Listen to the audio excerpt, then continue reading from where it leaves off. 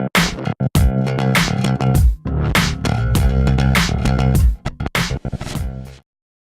the 1960s, Steve Ditko and Stan Lee introduced Doctor Strange to the world, featuring an arrogant surgeon who loses the full function of his hands after a car accident and then travels the world in search of a cure, stumbling upon a mystical society of sorcerers who promise to do more than just heal him. Strange gains incredible powers that eventually earn him the title of Sorcerer Supreme, and he uses his new gifts to protect the Earth from interdimensional demons, beings, and conceptual realities. Since his conception, Strange has been a huge player in the Marvel Universe, since he happens to be one of the most powerful, if not the most powerful beings in it. But Marvel Studios has waited a long time to bring the character to life, now portrayed by a well-cast Benedict Cumberbatch and Tilda Swinton as the Ancient One, the mentor figure who trains him. From what I can tell, the timing is about as ideal as Marvel can set it up to be, avoiding talk of magic and sorcery in favor of Thor's Asgardian explanation of physics, and Scarlet Witch's vague hex magic that, nope, no mutants. But Doctor Strange has always been a pivotal key to the wider universe, only recently opened up by events in Guardians of the Galaxy. So you can argue that his arrival this late in the Marvel timeline has more to do with his expected involvement with Thanos than a fear of bringing magic into the MCU. Seriously, why do some people think the same studio who cast Bradley Cooper as a raccoon are nervous about magic? You know,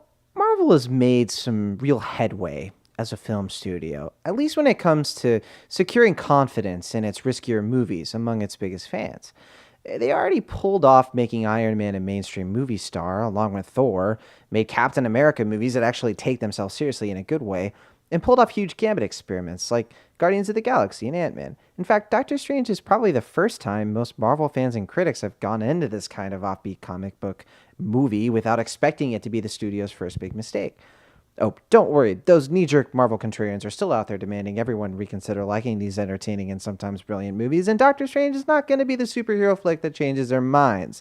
Not by a long shot. That's actually more than okay, because on its own, Doctor Strange is almost a victory lap in how far filmmaking has come over the decades when it comes to comic book movie adaptations, in the sense that you can now walk away from a Doctor Strange movie feeling like you watched something pretty much faithful and advancing of the source material that preceded it, though don't expect the movie to be much like the comics at all, actually, which is even more impressive when you think about it. If you've made the rounds of most Doctor Strange reviews already, then that means you've heard roughly the same regurgitated bullet points that amount to the following. The visuals are terrific, Benedict Cumberbatch is the best thing about the movie, the villain is about as interesting as, other Marvel villains. The origin story, while, pretty fun, is definitely a bit too familiar when you actually break it down. In short, a lot of people think the movie is mind-blowing, at least in terms of visual direction and CG effects, but only just serviceable and okay when it comes to story. I don't disagree in theory, but I think there's a lot more to this little film than the typical, looks good, the story's fine critique. Though the movie does have its moments of eye candy and flair, it's all built behind a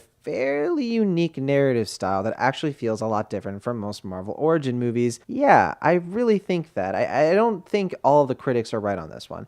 I think some critics and viewers are getting stuck in the weeds of the first act, which really, it's just like any other superhero origin story. Doctor Strange likes the status quo. Something remarkable changes his world. He reacts by embarking on a story arc that ultimately changes him. That's a pretty basic outline of the movie, but it misses a lot of key elements that make Doctor Strange a bit more unique than you might expect. Without spoiling anything, the second half of the movie, seriously right after the midway point, throws a wrench in the plot that shifts the pacing and momentum in ways we've actually seen more in Marvel's sequels, notably the Captain America ones. The movie is quite efficient in using the time and energy of the first half in order to let loose once the real action kicks in, avoiding a common issue I've personally had with some of the other origins in the Marvel movies, notably from Phase 1. In fact, it's fair to point out that these films have improved dramatically since the early days of Iron Man, Thor, Incredible Hulk, and Captain America, which all had weaker third acts and big bads, yes, even Loki. I think at this point, fans are no longer judging Doctor Strange by its own merits, and rightfully so. They're not looking back on how the movie has successfully departed from preceding creative misfires, but they are dwelling on what the movie does that's similar to those projects as a whole, and that's kind of a shame, actually. And what's weirder is that I don't actually hold Doctor Strange far above most Marvel Cinematic Universe movies. I know I've been talking like I think it's the best thing ever, and it's not. It's about as good as Iron Man, but not quite as far up the tier as any of the Captain America sequels, Guardians of the Galaxy, or the Avengers. And I wonder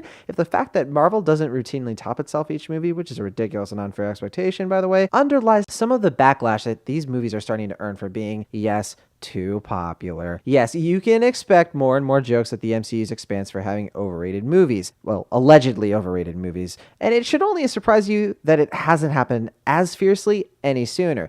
The funny thing is that the main issue that a lot of these naysayers have with these movies doesn't have anything to do with why people actually like them and continue to feel invested in these movies. But there is one thing that they kind of are right about, and that's the fact that they're not really all that great. Sure, they're breezy, entertaining, and like I said before, occasionally brilliant. But the Marvel movies were never designed to be revolutionary cinema or must-see event movies for people who don't like superheroes and fantastical fiction. The fun of the Marvel movies has always been rooted in bringing out the best of comic book characters. And in that case, the MCU has done an extraordinary job that shouldn't be underplayed or diminished because the movies themselves aren't good enough to woo Academy Award voters or blow everyone's minds so many times that they lose sight of what they should be impressed by. They're just good movies. And Doctor Strange, believe it or not, is thankfully another one. Even if it isn't as mind-blowing as it might want you to think it is. I mean, it still is a little bit, but it's not. But it's close.